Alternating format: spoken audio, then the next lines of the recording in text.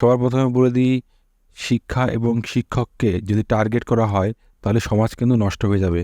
আমাদের শিক্ষক এবং শিক্ষাকে বাঁচাতে হবে। দেখো, প্রথম যে খবরটা নিয়ে আসলাম, চাকরিহারাদের সবাইকে যোগ্য বলে শংসাপত্র দেবে কিভাবে? নানা ধরনের কারচুপি থাকতে পারে, এই কথা কিন্তু বলছে এসএসসি সভাপতি সিদ্ধার্থ মজুমদার মহাশয়। যে সমস্ত চাকরিজীবীরা চাকরি হারিয়েছেন, প্রায় 26,000, তাদের কিন্তু এপ্রিল মাসের বেতন দেবে রাজ্য সরকার। শ্রম আইনের সিদ্ধান্ত শিক্ষা দপ্তরের।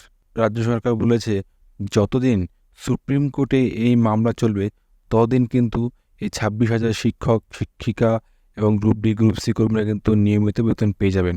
2016 সালে যারা নিযুক্ত হয়েছিলেন তার মধ্য থেকে কিন্তু 5,200 একটি হলফনামা দিয়েছিলেন যে এই 5,250 জন হচ্ছে এরা অযোগ্য এবং এরা চাকরি পেয়েছেন।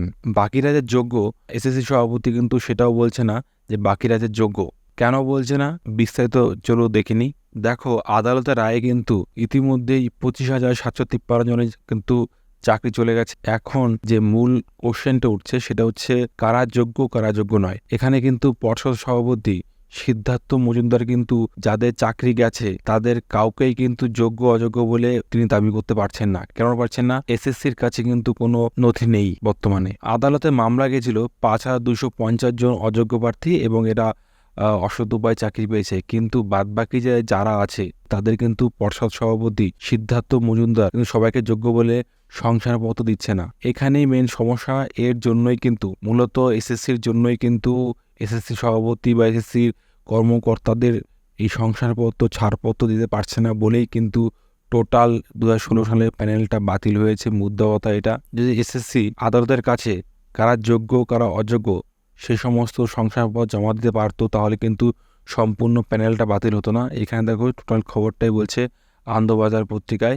ওই মাসির যে এসএসসির চেয়ারম্যান সিদ্ধার্থ মজুমদার বলেন, সবাই যোগ্য বলে শংসাপত্র দেব কিভাবে? নানান ধরনের কারচুপি থাকতে পারে, কারো একাডেমিক্স নাম্বার বাড়ানো থাকতে পারে, ইন্টারভিউর নাম্বার বাড়ানো হতে পারে। প্রত্যেক শিক্ষার্থীর মাধ্যমিকের নম্বর থেকে শুরু করে সবকিছু খুঁটিয়ে দেখা সম্ভব নয়। এসএসসির চেয়ারম্যান কিন্তু বলে দিয়েছে যে সমস্ত ক্যান্ডিডেটের এখন পুনরায় মাধ্যমিকের নম্বর, ইন্টারভিউ নম্বর, একাডেমিক্স মার্ক, ওএমআর শিট খুঁটিয়ে দেখা সম্ভব নয়। এর জন্য কিন্তু এসএসসি সভাপতি বা এসএসসি হাইকোর্টে কিন্তু কারা যোগ্য কারা অযোগ্য রিপোর্ট জমা দেয়নি। এ অবস্থায় যারা নাকি যোগ্য বলে দাবি করছেন, যারা সুপ্রিম কোর্টে গেছেন, তাদের কিন্তু একটা প্রশ্নচিহ্ন। যদি এসএসসি যদি আপনাদের যোগ্য বলে দাবি না করে তাহলে আপনারা কোন বেসিসে দাবি করছেন, এটাই মেন কোশ্চেন এখন।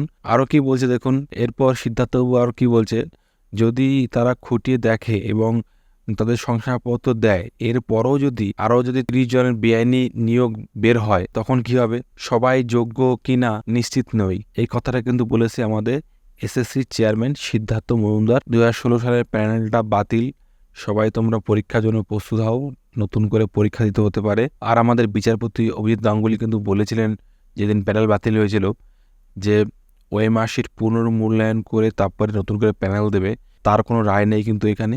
এসএসসির চেয়ারম্যান কিন্তু বলে দিয়েছে নতুন করে ভ্যাকান্সি বের করবে। 2016 সালে যত ভ্যাকান্সি ছিল এই ভ্যাকান্সির উপর সবাই কিন্তু আবেদন করতে পারবে, নতুন পুরন যোগ্য অযোগ্য, এবং তারপরে কিন্তু নতুন প্যানেল আসবে এবং নিয়োগ হবে।